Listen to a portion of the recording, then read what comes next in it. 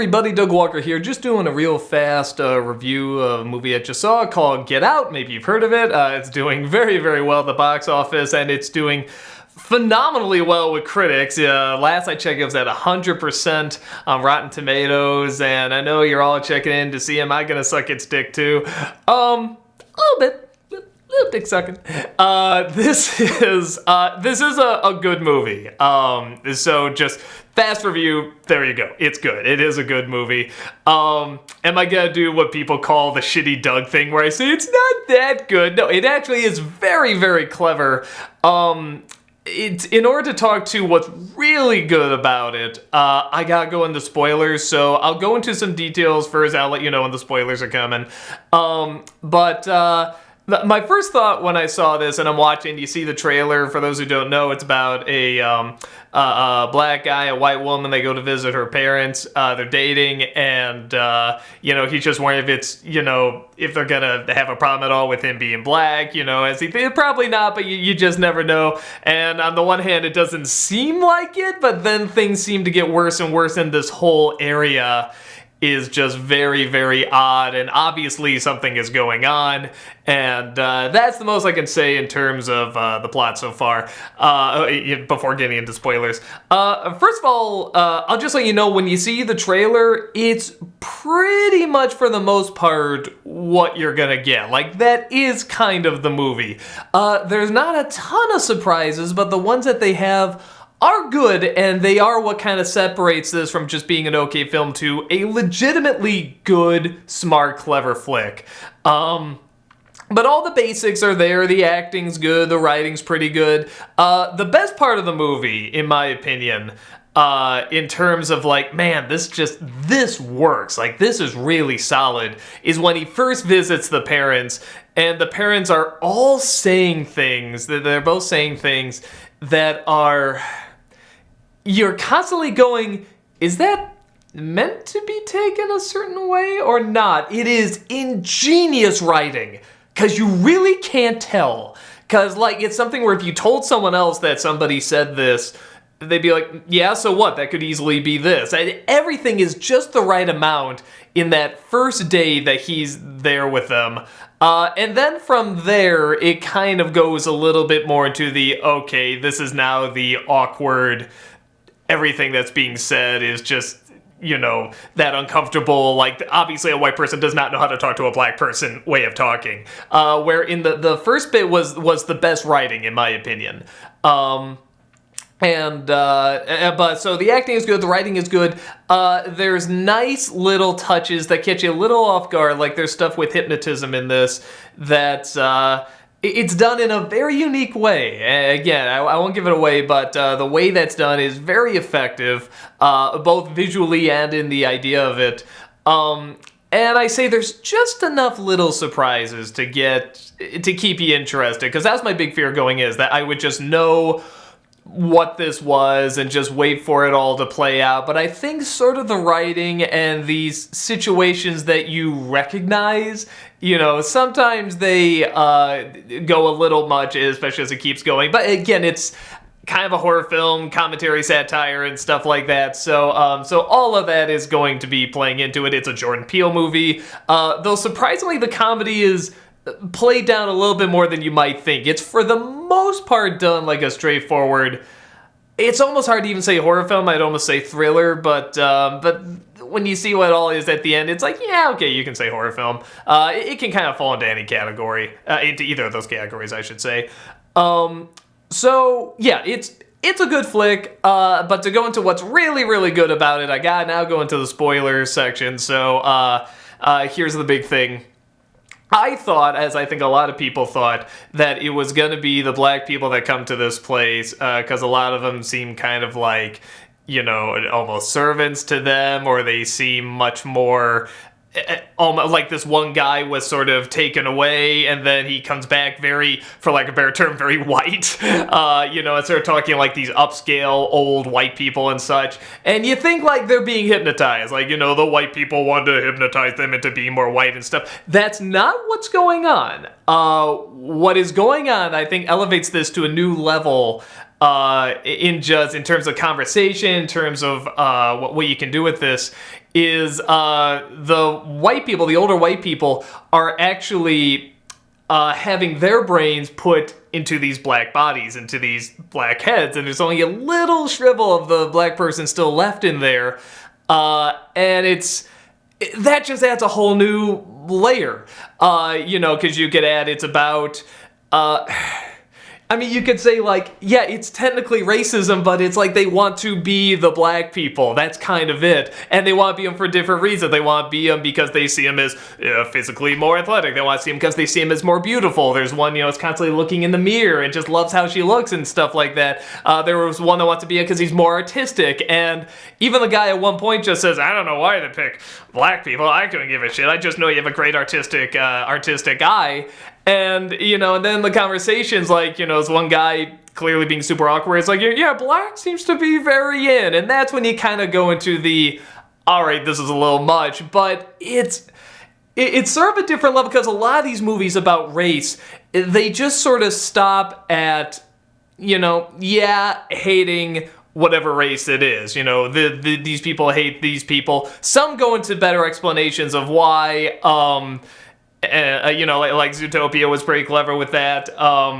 I hate using this comparison. Crash, the ideas they were talking about are very legit. The way they do it are very pretentious and in your face and not well done. But the idea is still very solid of where the kind of racist and stuff like that comes. But it always kind of comes from just them putting down and hating and stuff like that. This comes from a new level. This comes from like an appreciation and a wanting to control, a wanting to dominate because they secretly really appreciate that kind of stuff. And if you look at so much, especially in America, because that's a hodgepodge of culture and diversity, and we see how much has been taken from so many different groups and races and stuff, I do kind of feel like that is relevant, and that is kind of a new take on this that I think is very legit. So, and I can kind of see too, like in these guys' or these people's minds, they're like, well, we like this race, so we appreciate it so much more. So clearly, what we're doing is not racist. It's wrong and it's evil, but it's not racist. Because I always feel that's like the big number one thing that people don't want to be, because it's like immediate hypocrite if you're labeled that, or sexist or any kind of isist. So nobody really wants to be that, but the ones that are always find a way of wording it or making it sound like that's not what they're doing. So again, you can kind of see this lineup where it's like they know they're doing something bad, but it's not racist bad. They're doing it because they actually really appreciate it. They appreciate the race. So, we're, taking these people's freedom away from them and putting our brains inside them, essentially in many respects killing them. But, it's we're doing it because we like them. So, on that aspect, we're cool. We're actually not racist at all. So, it's a very funny, interesting spin. I thought that was a really, really cool. And in many respects, it's weird because it's like it's about race and it's not. Which I think makes a very interesting connection to all of this, is that it is kind of about power and control and just having sort of like dominance over something.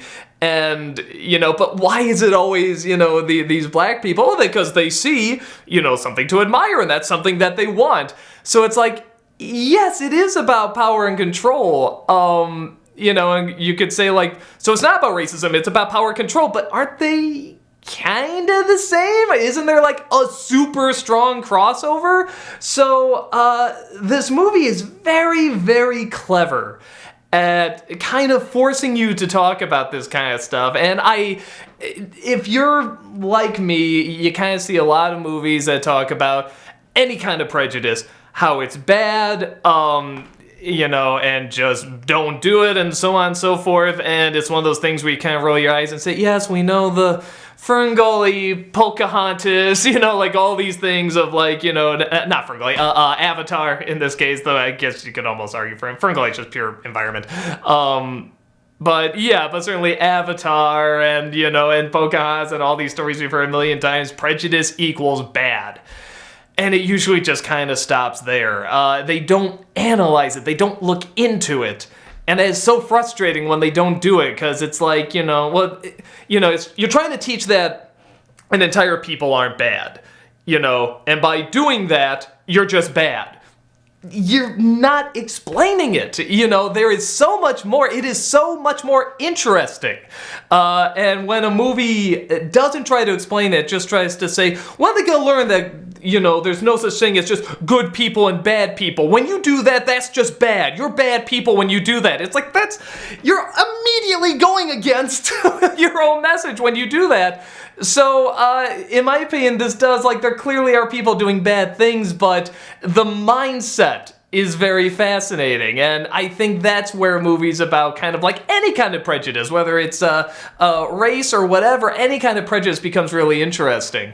So this does take an interesting angle.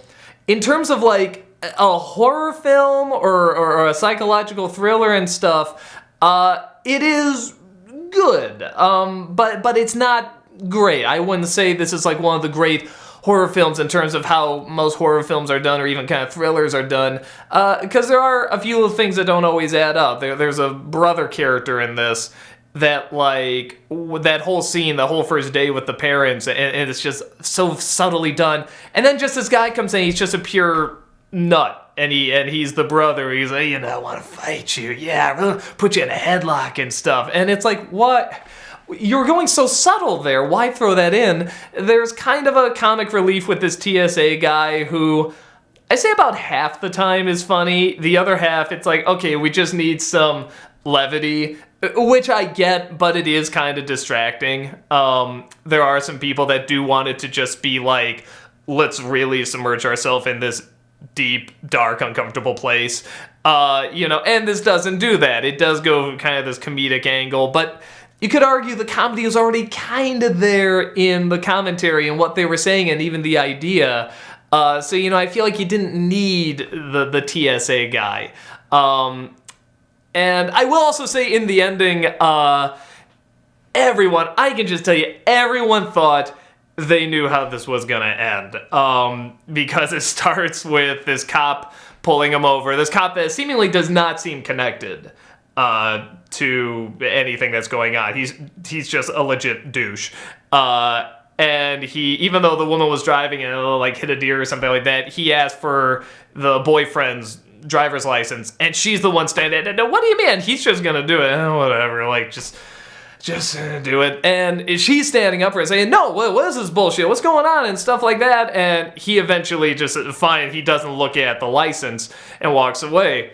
Immediately you think you know where this is gonna go, where all the white people are against, or this crazy group at least of white crazies are against him, and he's gonna fight his way out, and the cops are gonna come, they're gonna arrest him or shoot him, and they're gonna believe the white people. You're immediately saying, you know where this is gonna go, and it doesn't quite go that route. They make it think it's gonna go that route, but they don't. If anything, they do it a little bit more like a punchline, which I like that I didn't see it coming, and I like that it didn't go the route that you just, from the first frame, you think you know where it's gonna go. So I like that, but it's not hugely different. It's not like, oh, you got me and stuff. It's one of those things where you just kind of go, oh, okay. So it's not where I thought it was gonna go, but there's nothing that's like, oh, that makes it so much more powerful. That makes the message, or that makes the twist so much more great. It's more just kind of playing with an idea that you thought you know where it's gonna go. You don't, but it's not really you don't stand up and go, oh shit, yo, you got me. That just totally threw me for a loop. It's just, oh, you didn't go that direction. Nice, kind of thing. So yeah, I think this is a very good, very clever film. It's not a film that necessarily grabs me. It's not something I'm gonna see this 8-9 times or anything like that. Even though there are things that come back. A lot of things do end up coming back, stuff in the pictures and stuff. So all that is very clever. But it is very good. It is very clever, and it is done more like a straightforward horror film. If you're one of those people like me, you kind of almost look for things to nitpick. They're there. I mean, it's not a perfect movie. I think the 100% is a little extreme. I know how Rotten Tomatoes works. It doesn't mean that everybody's giving it 5 out of 5 stars or whatever. I know that it's some people can like it just enough, and if they all like it just enough, that means 100%. Yeah, but still, I feel like there's definitely stuff here that's either a little awkward, doesn't quite work, usually with the comedy, surprisingly. There's a scene where the TSA guy goes to tell the cops about this, and it goes on way too long, and that's surprising, because that's Jordan Peele, obviously known for comedy.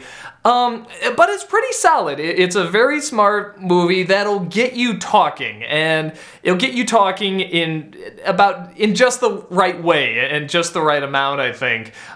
It is clever. It has enough of a spin on it that I think it opens up the conversation, not to a point where it's just sort of like one-sided and, prejudice bad, and that's it. It actually does go a little bit more into it in a fun, creative way.